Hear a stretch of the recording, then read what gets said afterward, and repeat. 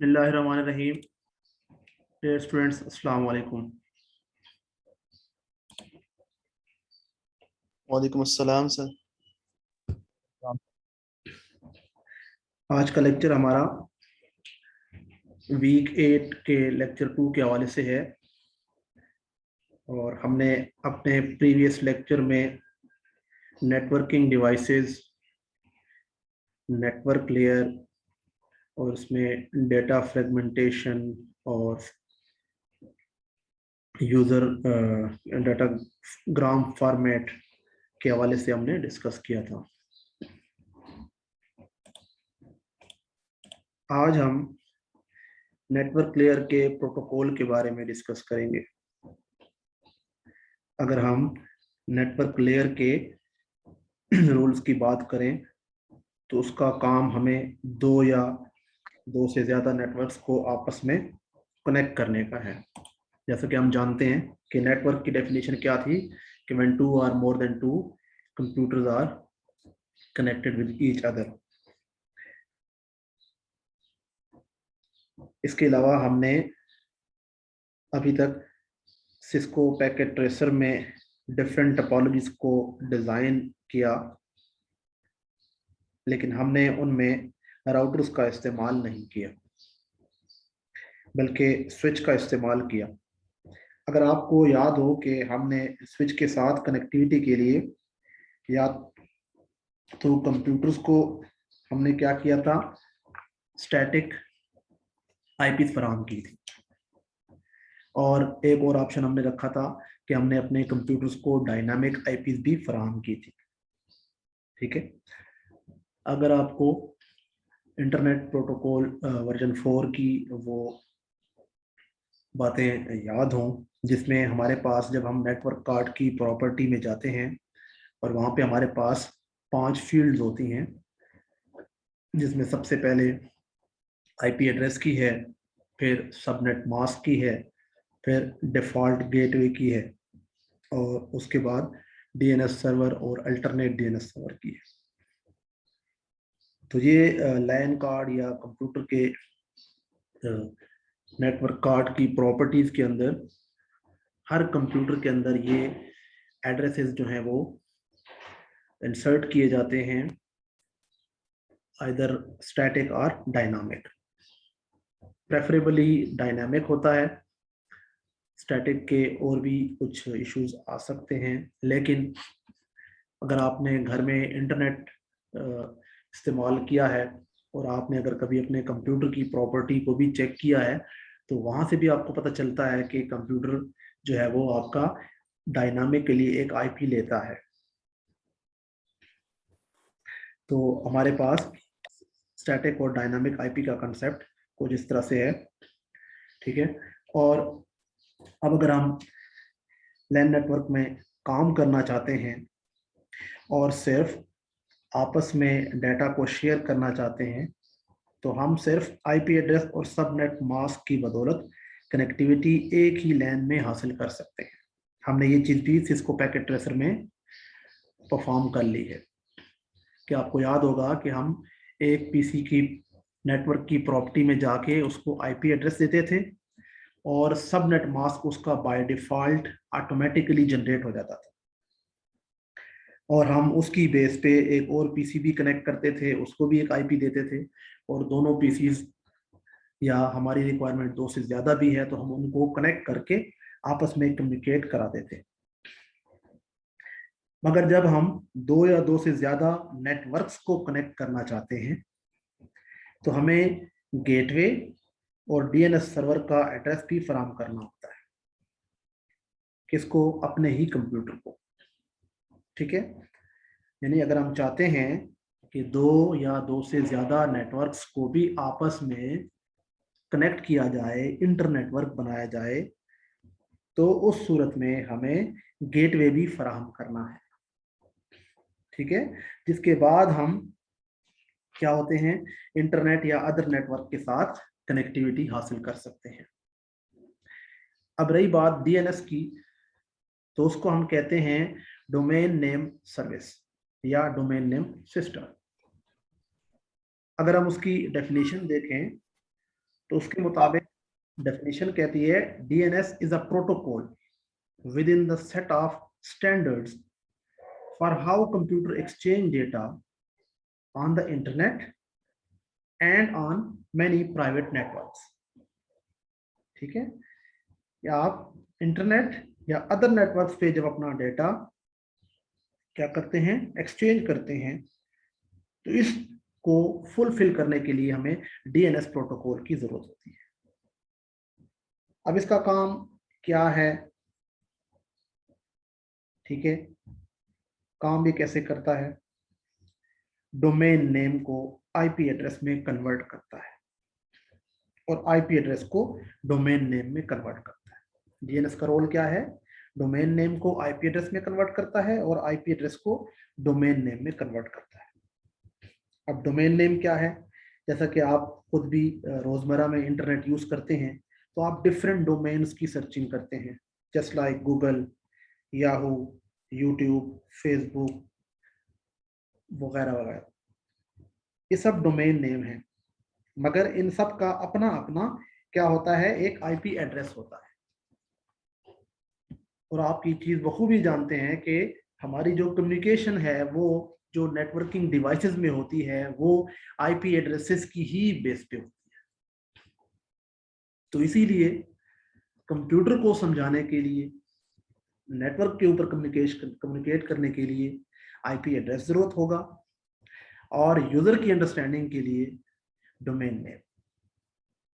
क्यों, अगर आप किसी भी वेबसाइट का आईपी एड्रेस याद कर लेते हैं, किसी भी डोमेन का आईपी एड्रेस याद कर लेते हैं और गूगल में वो टाइप करते हैं, तो वो वेबसाइट ओपन हो जाएगी, ठीक है। लेकिन प्रॉब्लम क्या है, प्रॉब्लम ये है कि अगर हमने, जिस तरह दिन में हम देखते हैं कि हम बेशुमार वेबसाइट्स भी ओपन कर लेते हैं, लेकिन हम उनके नाम से उनको ओपन करते हैं, डोमेन नेम से, ठीक है। उसकी बेसिक रीजन क्या है, डीएनएस क्यों हमें डोमेन नेम में कन्वर्ट करके दे रहा है, क्योंकि ह्यूमन के लिए मोर देन वन आईपीज को याद रखना मुश्किल है as compare to domain name.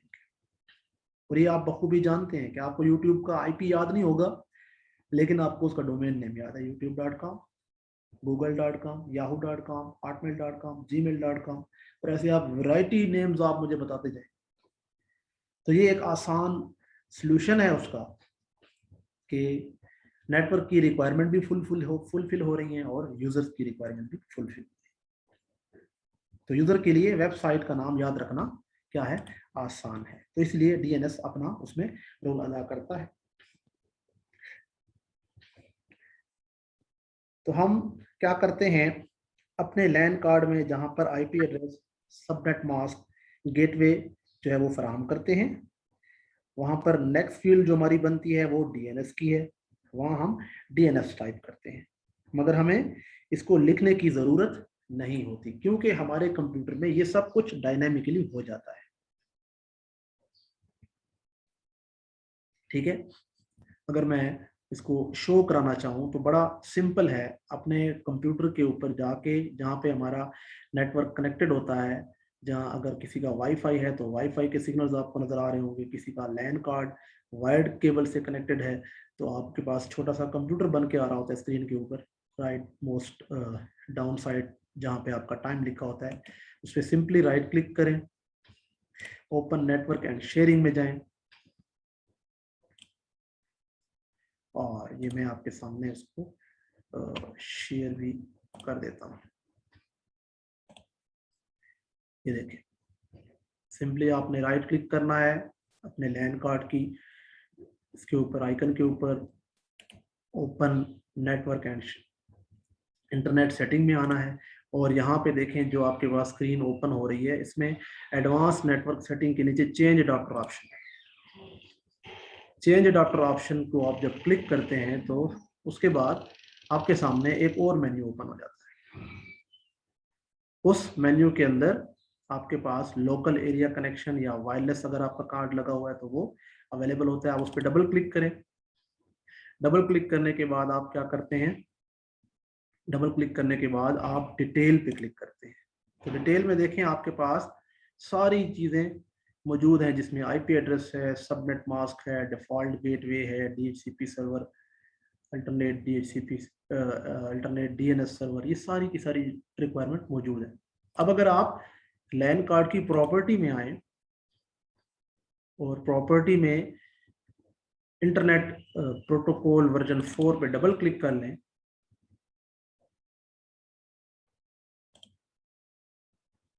ठीक है। अब आप इसको अगर ये देखें, जब आप इंटरनेट प्रोटोकॉल वर्जन 4 में आते हैं, ये ऑलरेडी आप देख चुके हैं, तो यहाँ पे देखें मेरे पास कोई भी आईपी असाइंड नहीं है किसी फील्ड में, ठीक है। हर फील्ड के अंदर जो आपको स्क्रीन नजर आ रही है वो ब्लैंक है, आईपी एड्रेस भी ब्लैंक है, सबनेट मास्क भी ब्लैंक है, डिफॉल्ट गेटवे भी ब्लैंक है, ठीक है, डीएनएस सर्वर भी ब्लैंक है। जबकि एक और ऑप्शन रेडियो बटन आपको नजर आ रहा है, obtain N IP address automatically, obtain DNS server automatically, यानी ये खुद से ही ऑब्टेन कर रहा है। और ये आपको सीएमडी के अंदर भी आपको मैंने बताया था, दिखाया था कि आप सीएमडी में भी आईपी कॉन्फ्लिक्ट स्लैश ऑल करें तो वहां पर भी आपको ये सारी चीजें नजर आ जाती है। तो ये एक प्रोसेस है जो मैंने शेयर करना था। अब हम दोबारा अपने टॉपिक की तरफ मूव करते हैं जी। तो ये हमारे पास नेटवर्क कार्ड की सेटिंग के वाले से था। तो आज हम नेटवर्क लेयर के राउटिंग और फॉरवर्डिंग के लिहाज से जो डिस्कशन है हम उसको देखेंगे कि राउटिंग प्रोटोकॉल और ये फॉरवर्डिंग का जो प्रोसेस है ये कैसे परफॉर्म किया जाता है जी। राउटिंग प्रोटोकॉल का काम है प्रोटोकॉल्स के मुताबिक काम करना, यानी इनमें रूल्स रेगुलेशंस मौजूद होंगी जो हमारे नेटवर्क पर होने वाली चेंजेस को एक दूसरे के साथ राउटर तक भेजने में हमारी हेल्प करेंगे, ठीक है। इस तरह है, routing table can be either static और dynamic. Static table is one of the manual entries. A dynamic table is one that is updated automatically when there is a change somewhere in the internet. A routing table is a combination of rules and procedures that lets routers in the internet inform each other of changes. जब हम ये chapter complete करेंगे तो at the end ये सारी चीजें हमें वाज़ेह हो जाएंगी कि कैसे राउटिंग प्रोटोकॉल्स काम करते हैं और कैसे एक राउटर दूसरे राउटर से आगाह रहता है उसकी चेंजेस के हवाले से, ठीक है। राउटिंग की डेफिनेशन हमने डिस्कस की थी कि हमने क्या करना है, बेस्ट पाथ को सिलेक्ट करना है। राउटर हमें बेस्ट पाथ फराहम करता है to exchange the data, best route देता है हमें। तो वो बेस्ट रूट देने के लिए अपने राउटिंग प्रोटोकॉल की बेस पे ही क्या करता है, अपने साथ जितने भी अटैच उसके लिंक्ड राउटर हैं उनकी इंफॉर्मेशन गैदर करता है और उस इंफॉर्मेशन की बेस पे उसको पता होता है कि उसके राइट पे कौन सा है, लेफ्ट पे कौन सा है, कौन सा लिंक अप है, कौन सा डाउन है। तो जो टर्म आ रही है कि inform each other of changes, तो समवेयर जो चेंजेस होंगी वो सारी चेंजेस एक दूसरे के साथ राउटर्स जो कनेक्टेड होंगे वो शेयर करेंगे, ठीक है। और ये प्रोटोकॉल वहां पर यूज होते हैं जहां बात की जाएगी डायनामिक राउटिंग की, जैसा कि यहाँ पे देखें आपके सामने जो आपने डिस्कस किया गया, routing table can be either static और डायनामिक। तो आज इस चैप्टर में हम optimisation, intra and inter domain routing, distance vector routing and RIP जिसे हम कहते हैं, रिप प्रोटोकॉल है, link state routing and OSPF इसकी एग्जांपल होगी प्रोटोकॉल की, और पाथ वेक्टर डिस्टेंस जिसके अंदर हमारे पास बॉर्डर गेटवे प्रोटोकॉल हो। तो हमारे पास routing interface protocol, open shortest path first protocol और बॉर्डर गेटवे प्रोटोकॉल्स, इनके बारे में हम डिस्कस करेंगे। आइए अपनी नेक्स्ट स्लाइड में हम देखते हैं ऑप्टिमाइजेशन। ऑप्टिमाइजेशन जो है वो डिपेंड करती है इन्वायरमेंट के ऊपर, या केस टू केस भी हो सकती है, यानी कहीं पर यूजर चाहता है कि डिस्टेंस कम हो, तो उसको भी ऑप्टिमाइजेशन कहते हैं। ठीक है, यूजर चाहता है कि डाटा कम से कम वक्त में डेस्टिनेशन पे पहुंच जाए, इसको भी ऑप्टिमाइजेशन का कॉन्सेप्ट कहा जा सकता है। यानी ये केस टू केस है, कहीं कोई डिस्टेंस की बात करेगा, कहीं कोई टाइम की बात करेगा, कहीं डेटा की रिलायबिलिटी की बात करेगा, तो ये डिफरेंट कॉन्टेक्स्ट है। मतलब ये है कि ये डिपेंड करता है केस टू केस। मगर एक बात का ख्याल रखिएगा, ये लाजमी नहीं है कि जब हमारा डिस्टेंस कम हो तो टाइम कम लगेगा, क्योंकि हो सकता है, ठीक है, हो सकता है कि जिस राउट का डिस्टेंस हमारा कम है, जिस रूट का हमारा डिस्टेंस कम है, मगर उसमें ट्रैफिक ज्यादा है, तो आपका ज्यादा वक्त लग जाएगा।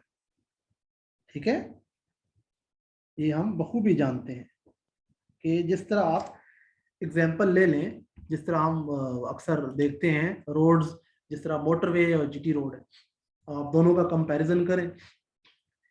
लाहौर तक जाने के लिए जीटी रोड की जो प्रेफरेंस है उसका डिस्टेंस कम है, लेकिन कंजेशन ज्यादा है। मोटरवे पे डिस्टेंस ज्यादा है, congestion as compare to GT road कम है। तो डेफिनेटली हम हर पॉइंट को, हर पैरामीटर को मद्देनजर रखते हुए डिसाइड कर रहे होते हैं, जिस तरह अपनी इसमें। तो इसी तरह राउटर्स भी आपके लिए इस बेस पे डिसीजन ले रहे होते हैं। ठीक है, तो ये डिपेंड करता है कि कहीं डिस्टेंस ज्यादा होगा, कहीं टाइम ज्यादा होगा, कहीं डिस्टेंस कम होगा, कहीं टाइम कम लगेगा, कहीं रिलायबिलिटी होगी। ठीक है, तो ये सारे के सारे जो फैक्टर्स हैं ये हमारे मद्देनजर रखे जाते हैं। इसके अलावा जो इम्पोर्टेंट पॉइंट है वो सिक्योर रूट, यानी आपका डेटा सिक्योर कितना है, सिक्योर का कंसेप्ट भी सामने आता है। तो ये जितने पैरामीटर्स हमने डिस्कस किए, जैसा कि टाइम है, डिस्टेंस है, सिक्योर है, रिलायबिलिटी है, इनको हम असल में राउटिंग मैट्रिक्स कहते हैं। यानी जो ऑप्टिमाइजेशन है वो राउटिंग मैट्रिक्स पर डिपेंड करती है। तो ये पैरामीटर्स हम कंबाइन भी यूज कर सकते हैं, इंडिविजुअल भी, मतलब हमारी नीड पर उसका इन्हिसार होता है। अगर हम चाहते हैं कि हमारा डेटा कम टाइम में भी पहुंच जाए और सिक्योर भी हो जी, तो ये सारी पॉसिबिलिटी है जी। तो हमने ये बात अंडरस्टैंड कर ली है कि राउटिंग मैट्रिक्स क्या होते हैं, मगर एक बात याद रखना यहाँ पर भी जरूरी है, क्योंकि हमारे पास नेटवर्क्स दो या दो से ज्यादा हो सकते हैं। तो इसलिए ये जरूरी नहीं है कि हर नेटवर्क जो है राउटिंग सेम राउटिंग मैट्रिक्स पर काम करे। ठीक है, सेम राउटिंग मैट्रिक्स की बात अब यहाँ पे वही आ गई कि ये लाजमी नहीं है कि हर राउटर ये चीज देख रहा होगा कि कम टाइम को ही कंसीडर करना है। कोई रिलायबिलिटी, कोई सिक्योरिटी, कोई डिस्टेंस, डिफरेंट डिफरेंट पैरामीटर्स हो सकते हैं। तो ये लाजमी नहीं है कि हर राउटर की जो सेटिंग है वो सेम राउटिंग मैट्रिक्स पे काम कर रही है, बल्कि हम ऑप्टिमाइजेशन के लिए डिफरेंट पैरामीटर्स पर नेटवर्क के लिहाज से सेटिंग्स करते हैं। तो ये हमारे पास ये है कि जैसे हमने यहाँ पे लिखा है कि router receives a packet from a network and passes it to another network. A router is usually attached to several networks when it receives a packet. To which network should it pass the packet? The decision is based on optimization. Which of the available pathway is the optimum pathway? What is the definition of the term optimum, जो हमने अभी discuss की। तो इस सवाल का जवाब यही था जो हमने डिस्कस किया। हमारे पास ऑप्टिमम की डेफिनेशन क्या होगी, कहीं सिक्योर होगा, कहीं पे डिस्टेंस की बात होगी, कहीं पे टाइम की बात होगी। तो ये राउटर की मैट्रिक्स क्या होगा जी। अब हमारे पास नेक्स्ट स्लाइड में एटोनोमस सिस्टम की बात की जा रही है।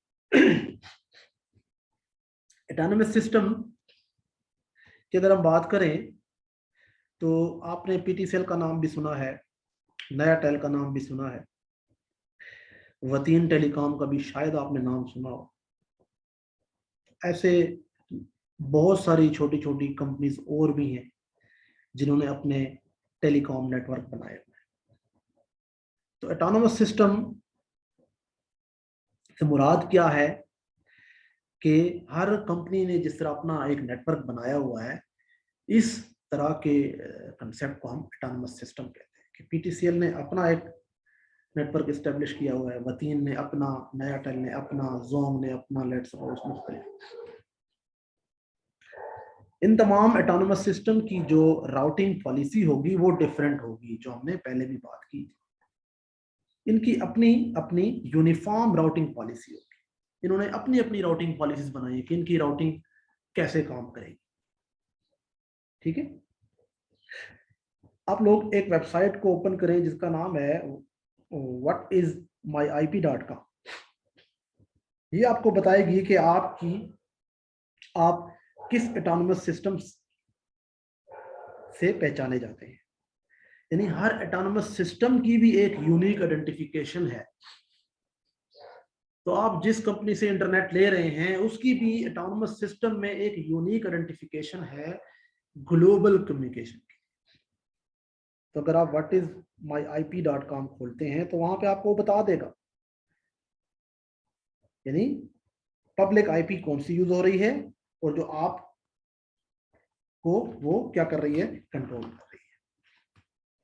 तो ये 4 अलग अलग ऑटोनमस सिस्टम्स यहाँ पर आपको दिखाए गए हैं। ठीक है, और इनकी आपस में कनेक्टिविटी जरूर है। यहाँ पर ये जो येलो कलर के आपको एलिप्स नजर आ रहे हैं, ये हमारे पास नेटवर्क हैं। ये इन नेटवर्क को कनेक्ट करने के लिए छोटे राउटर्स हैं, और ये जो बड़ा साइज का राउटर दिखाया गया, इसका मकसद ये है, ये बॉर्डर गेटवे। नहीं, बॉर्डर टू बॉर्डर अगर हमारी कनेक्टिविटी स्टेब्लिश होती है तो वो इस राउटर की बेस पे ही हम स्टेब्लिश कर सकते हैं। ठीक है, तो ये डिफरेंट किस्म के 4 डायग्राम आपको दिखाए गए हैं जिनमें डिफरेंट ऑटोनमस सिस्टम्स को कनेक्ट किया गया। हम इसको आगे इंशाल्लाह प्रोटोकॉल्स में भी मजीद भी अंडरस्टैंड करेंगे। आइए अब हम अपनी नेक्स्ट स्लाइड पे देखते हैं कि हमारे पास प्रॉपर राउटिंग प्रोटोकॉल्स कौन से हैं जो हम डिस्कस करने जा रहे हैं। पॉपुलर राउटिंग प्रोटोकॉल हमारे पास यहाँ पे हैं, 2 कैटेगरीज की हैं, एक इंट्रा डोमेन, एक इंटर डोमेन। ठीक है, अब यहाँ पर राउटिंग टेबल्स के हवाले से हमारे पास डिस्कशन होगी, जबकि ये जो नोड्स हैं, ये राउटर्स हैं हमारे पास। ठीक है, जो हमने अभी देख भी लिए। तो यहाँ पे हमारे पास अगर हम राउटिंग प्रोटोकॉल्स की बात करें तो राउटिंग प्रोटोकॉल्स में एक है इंट्रा डोमेन, एक है इंटर डोमेन। ठीक है, अब इंटर डोमेन और इंट्रा डोमेन का अगर हम कंसेप्ट देखें तो इनमें डिफरेंस क्या है। इंट्रा डोमेन का मतलब है कि विद इन द डोमेन और मल्टीपल डोमेन्स आपकी क्या नाम है, विद इन अ डोमेन आप कम्युनिकेट करते हैं। यानी कि पीटीसीएल के अपने डिफरेंट जो हेड ऑफिस के साथ लिंक ऑफिस हैं, जितने भी जोन के ऑफिस हैं, ये सारे के सारे इंट्रा डोमेन में आते हैं। लेकिन जब पीटीसीएल नया टेल से एक लिंक इस्टेब्लिश करता है तो ये इंटर डोमेन आएगा, जो आपके राइट पे बन रहा है। ठीक है, बीजीपी प्रोटोकॉल जहां पे आपको नजर आ रहा है, पाथ वेक्टर की बात की जा रही है, तो ये डिफरेंट डोमेन्स को आपस में लिंक करने के लिए है, और ये विद इन द डोमेन्स अपने सब ऑफिस का लिंक एस्टेब्लिश।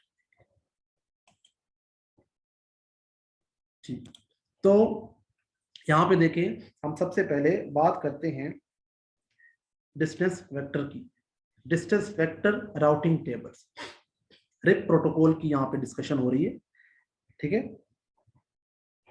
अब यहाँ पे अगर आप देखें, हर जो आपके पास नोड है, ये बेसिकली आप इनको राउटर कहें, ABCDE, और इन नोड्स के साथ आप देखें तो हर एक के साथ एक राउटिंग टेबल भी है। इस वक्त जो राउटिंग टेबल्स आपको नजर आ रहे हैं, ये तमाम आपस में सिंक हो चुके हैं और एक दूसरे की इंफॉर्मेशन अपने अपने राउटिंग टेबल में स्टोर कर चुके हैं। ठीक है, लेकिन अगर हम एक ऑफ नेटवर्क को जब ऑन करते हैं तो वो क्या करता है, वो राउटर की मदद से तमाम अपने साथ कनेक्टेड राउटर से राउटिंग की इंफॉर्मेशन हासिल करता है और फिर अपना राउटिंग टेबल उसके मुताबिक अपडेट कर लेता है। तो डिस्टेंस वेक्टर के अंदर जो काम करने का प्रोसेस है वो कैसे करता है, हम इसको भी देखते हैं। इसमें क्या है, हर राउटर अपने एडजेसेंट राउटर के साथ इंफॉर्मेशन को कलेक्ट करता है। अब यहाँ पे तो सारी की सारी चीजें ऑलरेडी अपडेटेड हैं, ठीक है। हर राउटिंग टेबल में जो इंफॉर्मेशन मौजूद है इस वक्त वो अपडेट हो चुकी है, वो इंफॉर्मेशन हासिल कर चुके हैं। लेकिन अगर हम इसके काम की बात करें तो इसमें हर राउटर अपने एडजेसेंट राउटर की इंफॉर्मेशन को कलेक्ट करता है। कैसे? ए बी से भी डायरेक्ट कनेक्टेड है, ए डी से भी है और सी से भी। तो ए क्या करेगा, बी सी और डी से इंफॉर्मेशन कलेक्ट करेगा। इसी तरह सी ए से, बी से, ई से कलेक्ट करेगा। इसी तरह डी ए से और बी जो है वो ए सी और ई से। ऑलरेडी आप डेटा स्ट्रक्चर और एनालिसिस एल्गोरिथम में ये चीजें पढ़ चुके हैं। तो ये क्या करता है, अपने नेबर से जो इसके एडजेसेंट होते हैं उनसे ये राउटर्स जो हैं अपने नेबर से इंफॉर्मेशन कलेक्ट करते हैं। किसकी? रूट्स की, पाथ की। और फिर क्या करते हैं, ये अपने ही राउटिंग टेबल में यहाँ पे स्टोर कर लेते हैं। अब टेबल को देखें, ठीक है। जैसा कि राउटर ए की टेबल है, अब ये लिखा हुआ है नीचे ए टेबल, ठीक है। इसमें आपको येलो कॉलम नजर आ रहा है, ये वाला जिसके ऊपर नेक्स्ट लिखा हुआ है, ठीक है। उसमें डैश का इस्तेमाल आपको भी दिखाई दे रहा है। इसका मतलब है कि राउटर ए सिवाय ई राउट, जो राउटर ई है या रूट ई है कि तमाम, उसके अलावा ये तमाम के साथ डायरेक्टली कनेक्टेड है। जहां पे डैश आ रही है यानी ए जो है वो ए के साथ भी डायरेक्टली कनेक्टेड है, ए बी के साथ भी डायरेक्टली कनेक्टेड है, ए सी के साथ भी, डी के साथ भी। ए जो है वो ई के साथ डायरेक्टली कनेक्टेड नहीं है, आपको इस पाथ, इस मैप में, इस ग्राफ में नजर आ रहा है। तो उसके बाद आप देखें नेक्स्ट के नीचे क्या लिखा हुआ है, सी, यानी ए जो है ई पे जाने के लिए सी का पाथ अख्तियार करेगा, तब वो ई पे एक्सेस हासिल कर सकता है, ठीक है। तो ये इसका प्रोसेस हर एक राउटिंग टेबल का इसी तरह है कि जो डायरेक्ट लिंक है वो डैश से है, और जिसके दरमियान एक और नोड आ रहा है, एक और हॉप आ रहा है, तो वो उसके अंदर उसका एड्रेस भी मौजूद है। अब यहाँ पर हर राउटर से दूसरे राउटर तक जाने की कॉस्ट भी दी गई है। अगर आपको एजेस नजर आए तो देखें हर एज के ऊपर एक कॉस्ट लिखी हुई है कि ए से बी पे जाने की कितनी कॉस्ट है, सी पे, ई पे, इन पे, ठीक है। अब अगर हम इसका खुलासा बयान करें तो कैसे होगा, सबसे पहले हर नोड या राउटर अपने एडजेसेंट राउटर की इंफॉर्मेशन को कलेक्ट करता है,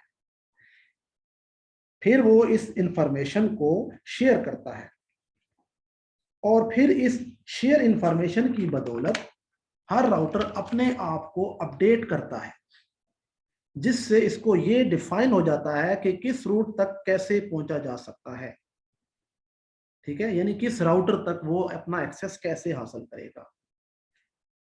आइए अब हम इसका वो प्रोसेस देखते हैं जिसका हमने जिक्र किया था कि शुरू में राउटिंग टेबल किस तरह होता है और वक्त के साथ अपडेट होने के बाद किस तरह होता है।